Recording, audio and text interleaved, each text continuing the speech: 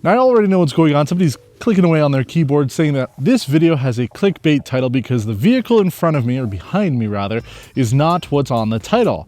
But it is. You should probably watch the video before commenting. This 2021 Genesis G70 Sport is still the pre-facelift here in North America, even though Genesis announced the facelift version several months ago, back in I think October, and it's already out in South Korea. But here in Canada and the United States, we still get this for 2021. The following model year will be the facelift for us.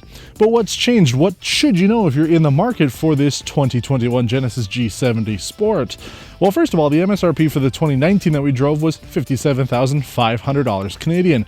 2 model years later, this is only $500 more. That's not bad considering we've seen a number of massive price increases across some of the vehicles that we featured, an older model compared to the newer one that we've done recently. So $500 isn't much at all. There's one major feature that's been added to this. We mentioned it when we featured the 2019. It now has a power trunk. It's a nice thing to have in a compact executive sedan. That's pretty much all that's changed for 2021. Ours is now finished in this Serbian ice paint instead of the blue that was on the previous one, and we still have the black interior. Everything about this is still the same. It still uses that 3.3-liter twin-turbo V6 engine producing 365 horsepower, 376 pound-feet of torque with an 8-speed transmission. It is a rear-wheel drive vehicle, and this has all-wheel drive. It's a great time to test it here in Canada. Now, if you want to know absolutely everything there is to know about the Genesis G70, I suggest watching the video that we did 2 years ago. This video is really going to talk about how this vehicle performs in the winter. As you can see here, there's quite a bit of snow. We are expecting some snow this week, and the roads aren't fully plowed, so we're going to be testing both this car with the all-wheel drive system and the winter tires on it to see how it performs. So if you want to know everything there is to know about the 2021 Genesis G70, watch the first video we did, and then now you're going to see how it performs in the winter. Well, I was hoping to have some snow come down this weekend so I could actually film this car in some snow, and instead we got sun. I haven't seen the sun in like 3 months now, but here we are. We've got sun, no snow, but we're still driving the 2021 Genesis G70. Now, for the purpose of this driving segment, Sans Snow, we're going to be talking about the most recent vehicle that we featured in this segment, which was the Acura TLX. Now, this vehicle completed our 100-kilometer test loop in 8.9 liters per 100 kilometers. The US miles per gallon is below. When we drove the TLX, that did it in 8.4 liters per 100 kilometers. So better, about half a liter better than we did in this. And it makes sense because this vehicle is a rear-wheel drive car with all-wheel drive. The TLX is based on a front-wheel drive platform, and this also has a lot more power. This is a 3.3-liter twin-turbo V6 versus the 2-liter turbo on the TLX. So quite a difference in power there. Makes sense when it comes to those numbers. Now, how does this car perform in the snow? Before we get into sort of the comparison stuff, I have to say that it has worked incredibly well. Also below on the lower third, you will see the information for the winter tires that we have on here. Normally, the tires that I prefer to have on the luxury and performance-oriented cars during the winter are Pirelli Scorpion or the Pirelli Soto Zeros. Those have worked really well. Now, the Scorpion's absolutely the best. They're expensive. We tested them last year with the BMW X3M competition. So if you've got the money, if you're spending obviously a lot on a car, you want to have something that works really well, those are the absolute best. If you're looking for a more mid to entry range when it comes to overall performance, yeah, I would suggest looking at something like the Toyo Observe GSI, whatever they're on now, 5, I think. Those are very good as well. These ones have worked out pretty well as well for what we've been doing here.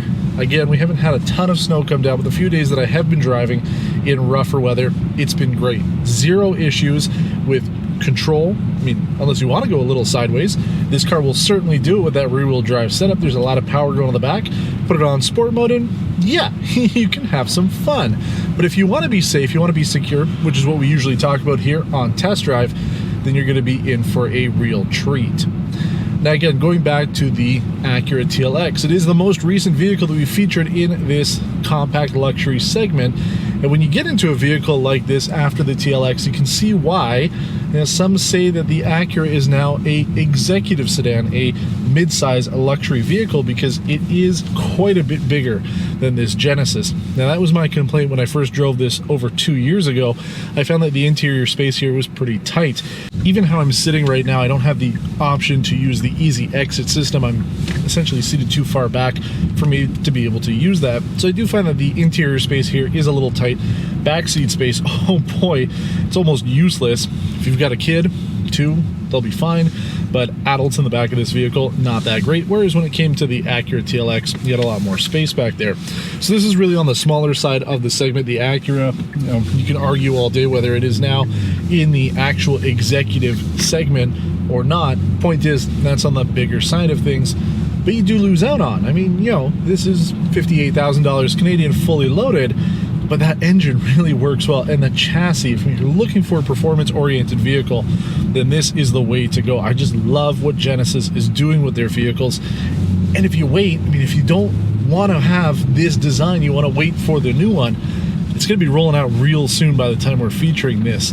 So you're going to have some options out there if you like the new look of the Genesis. But there isn't anything wrong with this. I mean, okay, the one complaint that we did have as well when we featured this 2 years ago was the infotainment system.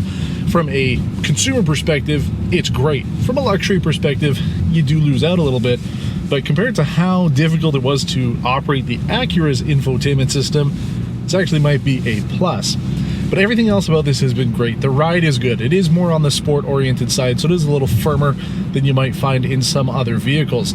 Performance is great. Comfort, not space, but comfort is good. The seats on this are nice. Everything about it is nice on the inside here. It is just a little tight. And everything that you want out of a luxury vehicle in this segment, it's there. It's really good. Okay, we missed out on a few little features that they'd get in South Korea. We don't have the full digital gauge cluster, but some people do prefer having some analog display stuff. And everything else has worked out really well. I've enjoyed this vehicle, I'd say almost more in the winter than I did back in the late fall when we featured it before. I've got the absolute confidence driving this vehicle in the snow. I don't have to worry about it.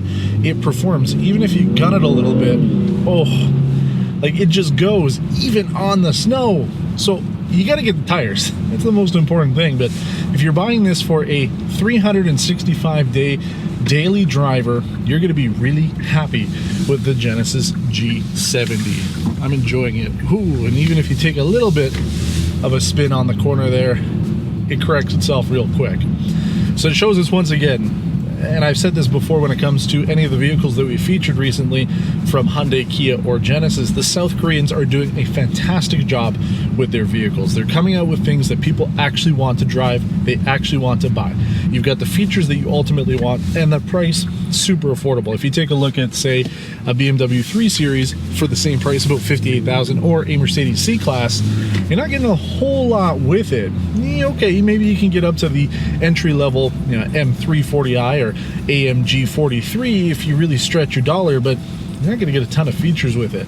This is the way to go if you want both a luxury vehicle and something that is actually enjoyable to drive, and it's not going to break your bank, because holy, those cars get expensive on the maintenance as well. If you have any questions about this vehicle, or you want to know a little bit more about the Genesis, as I mentioned, take a look at the video that we did a couple years ago on the G70. We go over pretty much everything. It is a very in-depth review on this vehicle. The only real change, again, is the trunk. Now is a power trunk, something that we were looking for 2 years ago. So you can click the link at the end of this video to get to that, or you can just leave a comment below, ask your questions. We have this vehicle for a full week, so I've spent quite a bit of time with it. If you like the video, please give us a thumbs up and consider subscribing to the channel if you haven't done so already. Until next time, thanks for watching, and take care.